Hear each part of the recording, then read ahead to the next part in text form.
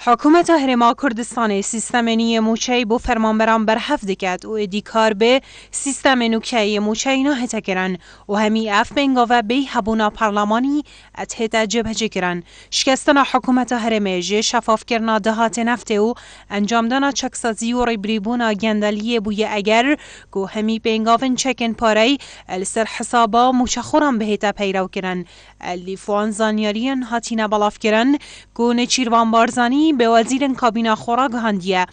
دی پابندی سیستم موچه نابن اواکو لبغدا کارپت تکرن و هیجتا سروک حکومت اوا گو بودجه و موچه فرمانبرن هرمه جه بغدا هت و حکومت هرمه بخو دابین کد. لو ما دوید هرما کردستان سیستم موچه خو هبید گود گلدهات حکومت بگنجید و به چنده جوات وزیران لجنه پاردیا گو سیستم نی موچه داب رژن و لجنه چند راست پارده آرسته جوات وزیران گیریه و نافواندا برینا همی در مالن فرمانبران یان گهرانکاری ات سیستم نوکه داب رژا 10-20 ساده مرجعه او سیستم وک سیستم همیشه بیت و چه قره که فرمانبرن هرمه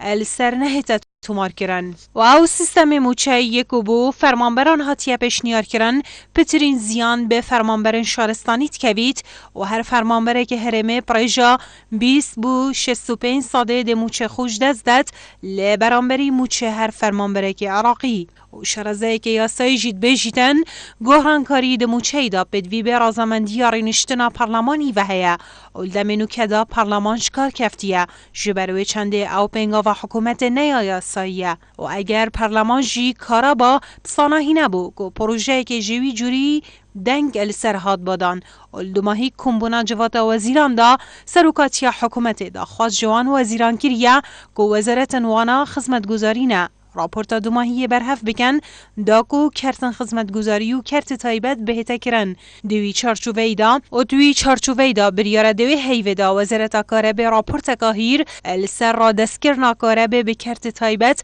آراسته جوات وزیران بکد و اگر او پروژه بهتا پسند کرد دبوهای کاره به سروالاتیان هیت زده کرن و دیسان نچیروان بارزانی سروک جوات وزیران تأکید کرد گودویت همی وزارت خدمت گذاری به ندان به کرت تایبت چونکه حکومت شیان خرجین وان وزارتان نمایه نخواست موکی ساخلمی و باجروانی و همی خدمت گذاری وانان دبنه بپاره.